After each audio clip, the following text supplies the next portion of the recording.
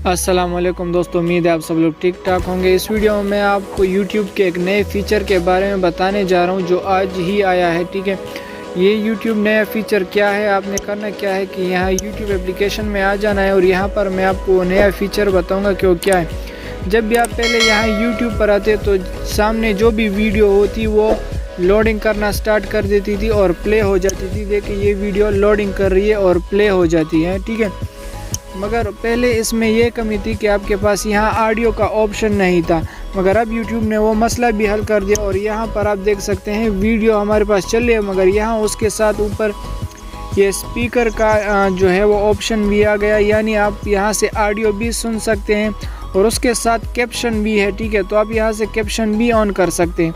यहाँ से आप क्लिक करेंगे तो आपकी वीडियो ऑडियो जो है वो इस वीडियो की स्टार्ट हो जाएगी और यहाँ से आप कैप्शन भी ऑन और ऑफ कर सकते हैं।